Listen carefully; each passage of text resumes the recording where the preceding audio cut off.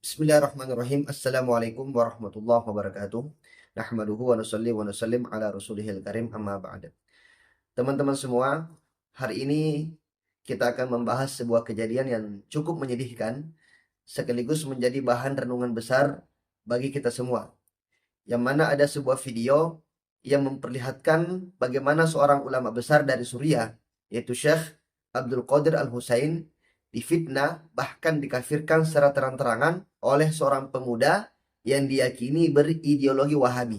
Maka untuk lebih jelasnya kita dengarkan dulu atau kita lihat dulu videonya teman-teman.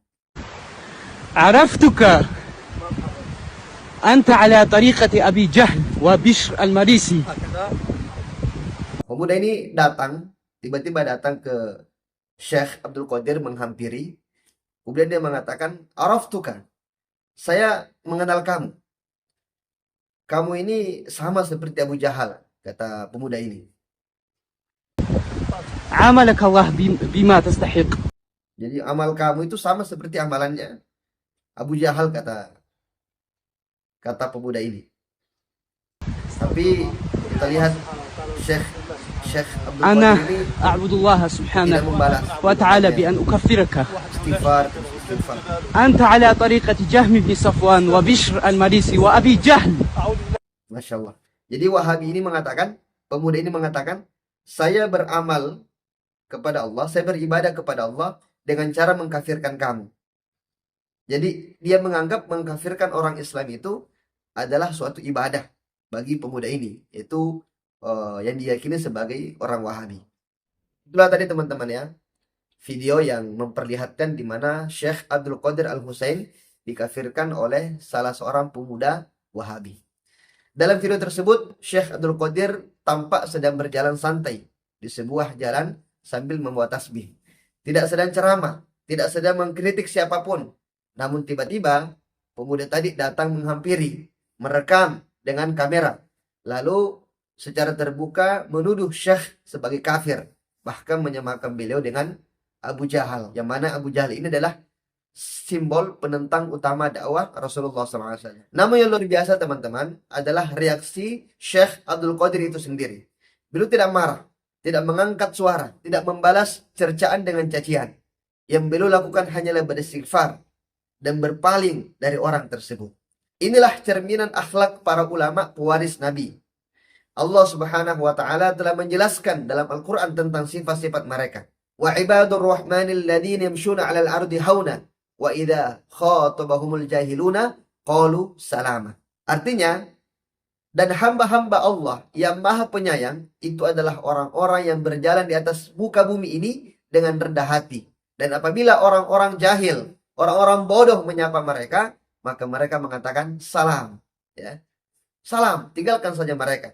Ucapkan salam kepada mereka, tinggalkan mereka. Nah, inilah yang dicontohkan oleh Syekh Abdul Qadir Al-Husain ketika beliau disapa oleh seorang pemuda Wahabi yang sangat dangkal pemahamannya.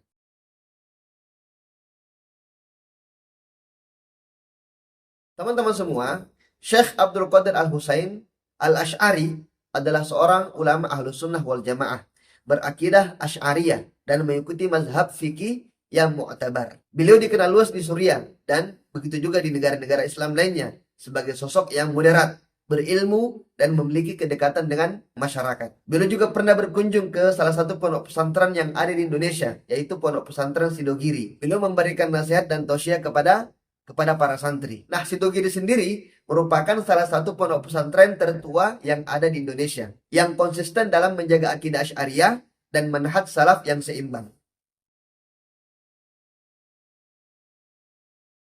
Sayangnya, sebagaimana kita ketahui, kelompok Wahabi sejak dahulu memiliki sejarah panjang dalam mengkafirkan umat Islam yang tidak sesuai dengan pemahaman mereka. Dalam banyak kitab ulama-ulama Wahabi seperti karya Muhammad bin Abdul Wahab dan para pengikutnya, kita dapat menemukan pernyataan-pernyataan takfir kepada kaum muslimin yang bertawasul, yang bertabarruk, yang membaca maulid, atau yang mengikuti akidah Asy'ariyah dan Maturidiyah. Namun ketika hal ini dikritik, kita sampaikan kepada Wahabi ini suka mengkafirkan, takfiri, maka mereka akan mengelak.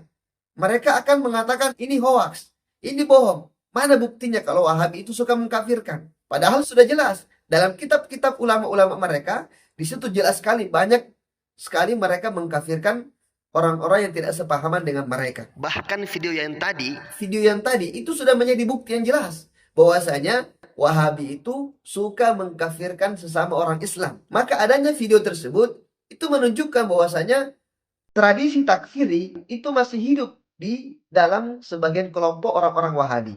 لماذا الوهابية ليسوا من أهل السنة؟ أولا لأنهم يكفرون ويبدعون جماهير أهل السنة والجماعة كالأشاعرة والماتريدية، ولأنهم يكفرون كثيرا من الصوفية. ثانيا لأنهم أتوا بطريقة الخوارج في حمل النصوص التي جاءت على الكافرين حملوها على المؤمنين، كما في حديث ابن عمر معلقة: أولئك شرار الخلق عمدوا إلى آيات من كتاب الله نزلت في المشركين فجعلوها في المؤمنين. فالوهابية فعلوا هذا الشيء، الآيات التي نزلت في المشركين في عبدة اللات والعزى جعلوها على المتوسل أو المستغيث بسيدنا رسول الله صلى الله عليه وسلم، إضافة إلى انقطاع إسنادهم وإلى أنهم ليسوا جماعة المسلمين، فلا حول ولا قوة إلا بالله العلي العظيم. Nah, pertanyaannya, mengapa mereka tidak berani mengkafirkan orang di Indonesia? Jawabannya adalah karena di Indonesia mereka masih minoritas, mereka masih sedikit, maka retorika mereka masih dibungkus. Jarang yang berani secara terbuka mengatakan kafir. Biasanya hanya dengan istilah amalan ini syirik, amalan ini bid'ah yang bisa membawa kepada kekafiran. Mereka tidak berani secara terang-terangan atau secara gamblang mengatakan kafir. Kenapa? Karena takut dianggap ekstrim, sehingga mereka takut pengajiannya dibubarkan di mana-mana. Maka mereka membungkus kata-kata kafir ini dengan retorika-retorika yang seakan-akan mereka ini lembut. Padahal aslinya dalam hati mereka, mereka sudah mengkafirkan orang-orang yang berakidah Asy'ari ataupun orang-orang yang tidak sepahaman dengan mereka. Nah, teman-teman semua, di Indonesia memang mereka itu masih minoritas. Sedangkan di Arab Saudi itu mereka mayoritas, ya. Di sana mereka mayoritas dan mendapat dukungan kekuasaan. Mereka berani lebih ekstrim. Banyak ulama Ahlus Sunnah wal Jamaah yang mengalami penindasan, diasingkan, bahkan diintimidasi hanya karena perbedaan akidah. Maka ini menunjukkan teman-teman, pemahaman mereka atau akidah mereka itu kontradiksi dengan akhlaknya Nabi. Sungguh ironis teman-teman. Mereka mengaku sebagai pengikut Nabi Muhammad SAW, tetapi berperilaku bertolak belakang dengan akhlaknya Nabi. Nabi tidak mudah menghukumi kafir seseorang. Bahkan kepada musuh-musuh beliau di Mekah, Nabi berdakwah dengan hikmah, bukan dengan celaan, bukan dengan menghina. Nabi memeluk orang-orang menentang, bukan menjatuhkan vonis secara membabi buta. Teman-teman semua, akidah Asy'ariyah dan Maturidiyah adalah dua pilar utama akidah Ahlus Sunnah wal Jamaah. Ini bukan sekedar madhab alternatif, tetapi merupakan keyakinan mayoritas ulama Islam sepanjang sejarah.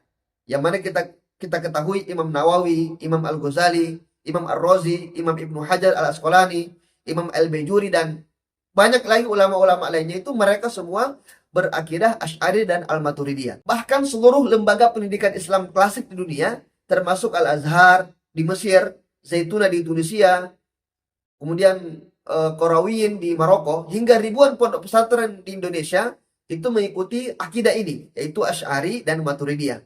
Maka ketika mereka mengkafirkan akidah Asy'ariyah, pada hakikatnya mereka mengkafirkan mayoritas umat Islam di dunia. Maka teman-teman semua, mari kita jadikan kejadian ini sebagai pelajaran besar. Jika ada orang yang berbeda pendapat dengan masalah furu atau bahkan akidah dalam batas yang masih dalam koridor Ahlus Sunnah, maka dialog dan ilmu adalah solusinya. Dan semoga dengan adanya video ini, orang-orang Wahabi itu paham bahwasanya di dalam mereka, di dalam kelompok mereka itu masih ada tradisi takfiri yang merajalela sampai hari ini.